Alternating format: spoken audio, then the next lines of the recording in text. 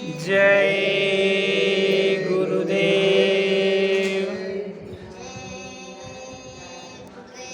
जय गुरुदेव। प्रेमियों, परम पूज्य बाबा उज्जैन वाले बाबा जी महाराज को मेरा कोटि कोटि प्रणाम। आज मैं आपको उनके सत्संग की थोड़ी सी बातें सुनाने जा रहा हूँ, तो कृपया ध्यान से सुनिएगा। देखिए, ये लोग जो आपके परिवार के सदस्य हैं, ये जब आपका मृत्यु होगी तब आपको कोई नहीं बचा पाएगा। एक मतलब कि आपकी मृत्यु तय है, क्योंकि ये जो युग है कलयुग है, ये काल के वश का है। ये धरती दुनिया ये पूरी काल के वश की है।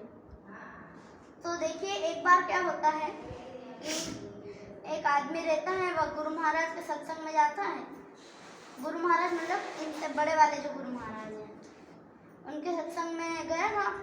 तो गुरु महाराज ने बोला था कि ये जो आपके परिवार वाले हैं, ये आपका कोई ख्याल नहीं रख सकते। उसने जब ये सुना तब उसने सोचा कैसे नहीं रख सकते।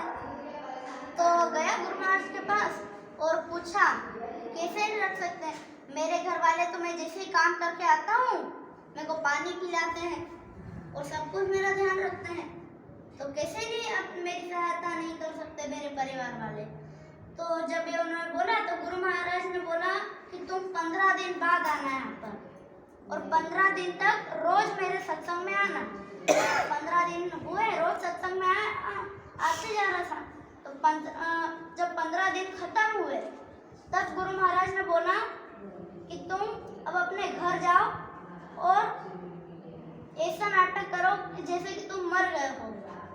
ऐसा उन्होंने श्लोक दिया कि उनकी इंद्रियां को वो बंद कर दे, ऐसा श्लोक दिया गुरु महाराज ने उनको। अब वो श्लोक जब उन्होंने बोला और जब नाटक करने लगे तो घर गए और जोर से चिल्ला के धड़ाम से नीचे गिर गए और उनकी इंद्रियां उन्होंने बंद कर दी। बस कान खुला रखने का बोला था उन्होंने, गुरु महाराज ने कान खुला रखने का बोला था कि सुन पाए कि उनके परिवार वाले क्या करते हैं। तो जब उन्होंने नाटक करा तब क्या हुआ कि आए सब लोग, थोड़ी देर रोए और फिर क्या करा कि उन्होंने बोला परिवार वालों से के सदस्य ने कि अब इनको ले तो जाना पड़ेगा, यहाँ पे तो ये शरीर सड़ जाएगा। तो फिर उन्होंने सब गांव वालों को बुलाया, तो वहाँ पे उन्होंने सब लकड़ी वकड़ी सब उनसे रस्सी से बांध दिया। अब रस्सी से बांध दिया तो वहाँ पे ले जाने के लिए छोटा सा गेट था और वहाँ से ले जाने में दिक्कत जाती बहुत। तो उन्होंने बोला अब क्या करें। तो उनकी जो पत्नी थी उन्होंने बोला कि काम करते हैं, इनके हाथ पैर काट दो, दोनों हाथ पैर काट दो तो ये निकल जाएंगे।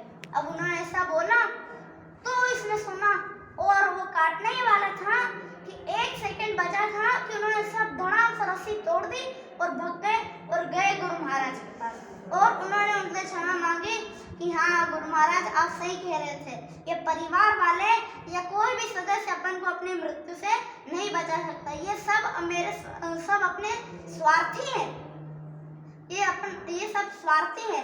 तो देखिए प्रेमियों, ये सब स्वार्थी है। आप जो अपने इस दुनिया के लोभ मोह में जो आप लगे हुए हैं, इनको तो आप सही है, ये तो गुरु महाराज मना नहीं करते कि पैसे को छोड़ दो, अपने परिवार से अलग हो जाओ, पर ये गुरु महाराज बोलते हैं कि अपने इस घर के लिए तो तुम कर रहे हो, पर अपने निज घर के लिए भी कुछ कर लो, क्योंकि तुम यहाँ पर तो अपनी जिंदगी जी ली, परंतु ये जो आपने कर्म किए हैं इस जिंदगी में, उसका फल आपको ऊपर मिलेगा।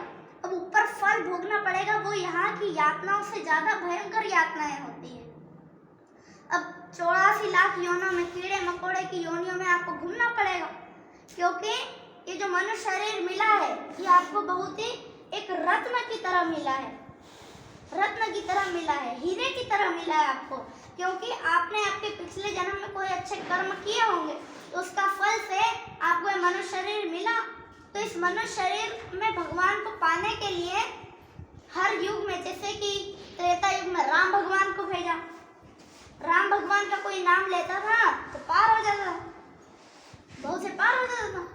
अब फिर सतयुग में सतयुग में कृष्ण भगवान को भेजा। अब जब कृष्ण ने भगवान को भेजा तो अब कलयुग में संत महात्माओं का ये युग है। तो संत महात्मा आपको इस भव से पार कराएंगे तो आप भव से पार हो जाइए, क्योंकि गुरु महाराज पार करा रहे हैं, अब लोग पार नहीं हो रहे हैं। तो ये आपको तो होना ही है पार। आपने अगर नाम न ले लिया तो आपको तो पार होना ही। अपने परिवार वालों को भी बोलो, अब परिवार वाले होंगे तो आपका समाज भी होगा। ऐसा करते करते गुरु महाराज पूरी दुनिया को बदल देंगे। तो प्रेमियों,